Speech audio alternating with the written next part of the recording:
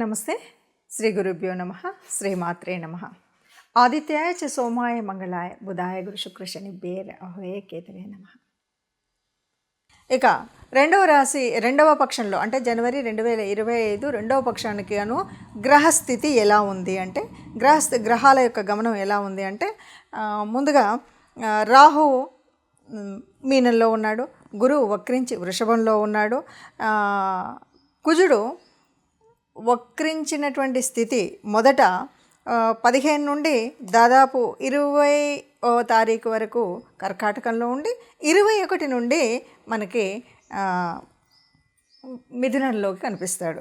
ఇక తర్వాత కేతువు కన్యలో ఉంటాడు, బుధుడు మనకి ముఖ్యంగా ధనుసు రాశిలో కనిపిస్తాడు, రవి వచ్చేసరికి మకర రాశిలో ఉంటాడు. ఇక శుక్ర శనులు ఇద్దరిని కనుక చూస్తే ముందుగా కుంభరాశిలో ఉండి శుక్రుడు మాత్రం 28వ తారీఖు మళ్ళీ మార్పు చెందుతాడు మీనంలోకి. ఇది రెండవ పక్షం యొక్క గ్రహస్థితి. మరి ఇలా ఉన్నప్పుడు ఒక్కొక్క రాశి వారికి ఎలాంటి ఫలితం కనిపిస్తుంది? ఎందుకు అంటే మనకి కొన్ని యోగించే గ్రహాలు ఉంటాయి, కొన్ని యోగించని గ్రహాలు ఉంటాయి. గ్రహాల యొక్క స్థితి, యుతి, దృష్టి వీటన్నింటి మీద మన యొక్క గ్రహస్థితి ఉంటుంది.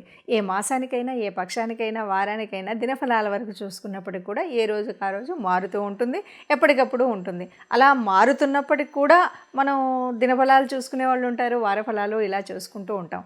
దీనికి కారణం ఏమిటి అంటే ఏదైనా సరే జరగబోయే పరిస్థితులలో వచ్చేటువంటి గ్రహాల మార్పు వల్ల మనకి ఏదైనా అనారోగ్యం, లేకపోతే ఆర్థిక ఇబ్బంది, లేక ఉద్యోగ చలనం ఇలాంటివి ఏవైనా ఉన్నప్పుడు దానికి తగు జాగ్రత్త తీసుకోవడం కోసం, లేదా కొన్నిసార్లు ఆ గ్రహాలని సంతృష్టిపరచడం కోసం మనం చేసేటువంటి గ్రహాల యొక్క పరిహారాలు ఇవి తెలుసుకుంటే గనక మనకు రాబోయే కష్టం నుండి కొంత తగ్గించుకోవడం, లాభం ఉంది అంటే దాని సద్వినియోగం ఎలా చేసుకోవాలి అనేటువంటి విషయాలు తెలుసుకోవడం కోసం మాత్రమే మనం ఎప్పుడూ కూడా ఈ గ్రహాల యొక్క ఫలితాలను అంటే మాస ఫలితాలు కానీ, వార ఫలితాలు కానీ, పక్ష ఫలితాలు కానీ, దిన ఫలితాలు కానీ తెలుసుకుంటూ ఉంటాం.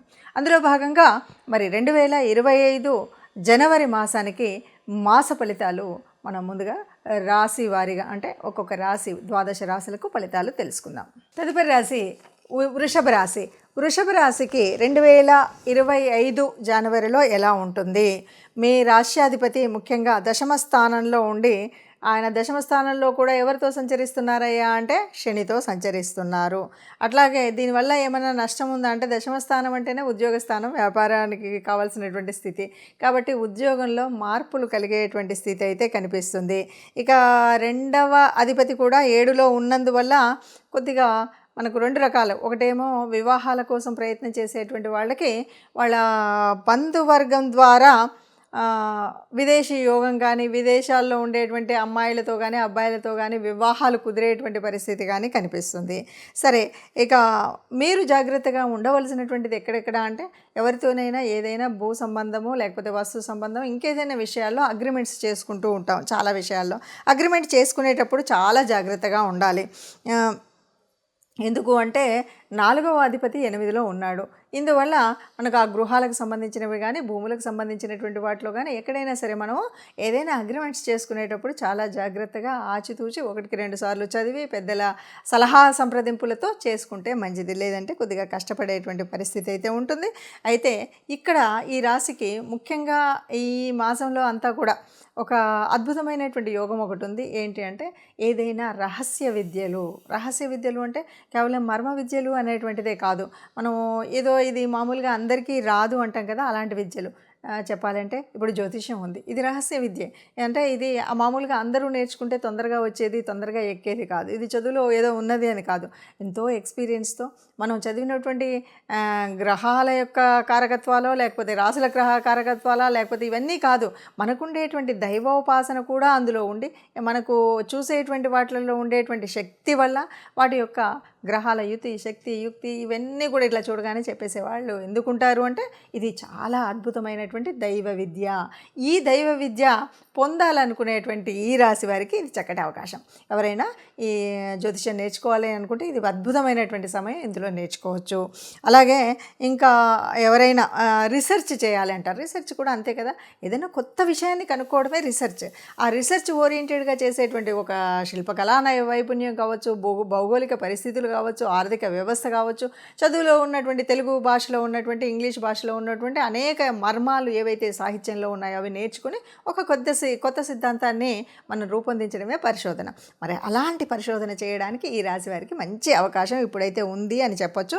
ఇక వివాహానికి వచ్చేసరికి మనం ఇందాక చెప్పుకున్నట్టు విదేశీ సంబంధాలు కుదిరేటువంటి అవకాశం అయితే చాలా ఎక్కువగా ఉంది. అట్లాగే ఇక్కడ లాభస్థానంలో ఉన్నటువంటి రాహువు, దీనివల్ల ఏదైనా ఉపయోగం ఉందా అంటే చాలా ఉపయోగమనే చెప్పచ్చు.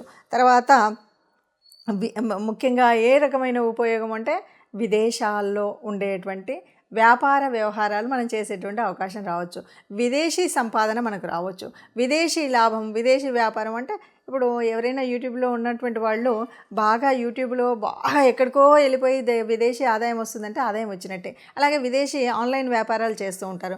ఆన్లైన్లో ఉన్నటువంటి కొంతమంది సంగీతం, సాహిత్యం ఇవన్నీ కూడా ఆన్లైన్ కోచింగ్ సెంటర్స్ ఉంటాయి. ఇవన్నీ కూడా విదేశాల నుండి ఉన్నటువంటి వాళ్ళు మన సంస్కృతికి, మన కళా నైపుణ్యానికి బాగా నచ్చి వారు కట్టాల్సింది కట్టే అలా విదేశీ ఆదాయం వచ్చేటువంటి పరిస్థితి ఈ రాశి వారికి చాలా ఎక్కువగా ఉంది. అయితే ఇన్వెస్ట్మెంట్ చేసేటువంటి వారు మాత్రం చాలా జాగ్రత్తగా ఆలోచించి ఆచితూచి ఇన్వెస్ట్మెంట్ చేయాలి. 1-10 సార్లు ఆలోచించాలి. ఇందులో పెడితే లాభమా నష్టమా, ఏ రకంగా పెట్టాలి, ఎలా పెట్టాలి, దీంట్లో అనుభవజ్ఞులైన ఎవరైనా ఉంటే వాళ్ళ సలహా సంప్రదింపులు తీసుకున్నామా లేదా. ఎందుకంటే కాలం మారుతూ ఉన్నప్పుడు మారే కాలంలో ఒక్కొక్కసారి ఒక్కొక్కలాగా ఉంటాయి. మనం చూస్తూ ఉంటాం ఈ షేర్స్ అవన్నీ ఈ రోజుకి ఇలా పైకి వెళ్ళినటువంటివి మరుసటి రోజుకి పేక మేడల్లాగా కూలిపోతూ ఉంటాయి. కాబట్టి చాలా జాగ్రత్తగా అనుభవజ్ఞుల సలహాలతో మాత్రమే మనం పెట్టుబడులు పెట్టాలి అనేది గుర్తుపెట్టుకుంటే ఈ నెలంతా హాయిగా ఆనందంగా ఉంటారని చెప్పచ్చు. ఇప్పటివరకు మనం చూసినటువంటి అంటే గ్రహాల యొక్క గమనము, వాటి వల్ల మనకు ఉన్నటువంటి యోగించే గ్రహాలు, యోగించని గ్రహాల మూలంగా మనకు వచ్చేటువంటి కష్టాలు, నష్టాలు, ఇప్పటివరకు కొన్ని రాసులకి అర్ధాష్టమ శనిలో ఉన్నారు, కొన్ని రాసులు ఏళ్ళనాటి శనిలో ఉండి చివరి దశలో ఉన్నారు. ఇలాంటి పరిస్థితుల్లో మనము ఎలా ఏంటి అంటే కనుక ఆలోచించినట్టయితే మరి గ్రహాల యొక్క అనుకూలత ఉండాలి, ఇష్టదేవత యొక్క అనుగ్రహము ఉండాలి. అందుకోసం మనం చేయవలసినటువంటిది ఏమిటి అంటే ముఖ్యంగా ఇక్కడ శని యొక్క వక్రగతి, దీని మూలంగా వచ్చేటువంటి ఫలితాలు ఇవన్నీ మనం చూస్తున్నాం. కాబట్టి తప్పకుండా ఈ మాసంలో మాసం పక్షాల్లో అంటే ప్రతి పక్షంలో కూడా ఒకసారైనా కనీసం నవగ్రహ మండపానికి వెళ్ళడం అనేటువంటిది తప్పనిసరిగా చేయాల్సినటువంటిది. మనం రాశి వారీగా చెప్పుకుంటున్నటువంటి మన రాశిలో చెప్పుకున్నటువంటి గ్రహాల అనుకూలత కోసం తప్పనిసరిగా మూల మంత్రాలని చదువుకోవడం ముఖ్యమైనటువంటిది. అంతేకాదు మొదటిగా ఉన్నటువంటి ధనుర్మాస పరిస్థితి, దానివల్ల విష్ణు రూపాల్లో ఏ రూపాన్నైనా మనం ప్రార్థించడము, అలాగే శివాలయానికి వెళ్ళడం, ఈ రెండు తప్పనిసరిగా చేయాలి. ఇవేవి మనకు వీలు కాలేదు, ఎలా చేయాలి, ఏం చేయాలి, మరి నాకు గ్రహస్థితి మార్పు ఉండాలి, ఇదంతా నేను ఆనందంగా ఉండాలి, హాయిగా ఉండాలి, ఆరోగ్యంగా ఉండాలి అని యోచించేవాళ్ళు మనుషులకు కాకపోతే గోశాలకు వెళ్ళడం, గోగ్రాసం ఇవ్వడం, ఇది మన వల్ల కాలేదు, మన ఇంట్లోనే మనం చేస్తున్న చోట మనం ఉన్నటువంటి చోటనే ఉన్నటువంటి కార్మికులకు ఎవరైనా సరే అన్నం ఒకరోజు భోజనం పెట్టించడం కానీ, వారికి కావలసినటువంటి వస్తువుల్ని దానం చేయడం కానీ చేసినట్టయితే మనకున్నటువంటి గ్రహాల అననుకూలత పోయి అనుకూలత వచ్చేటువంటి పరిస్థితి ఉంటుంది.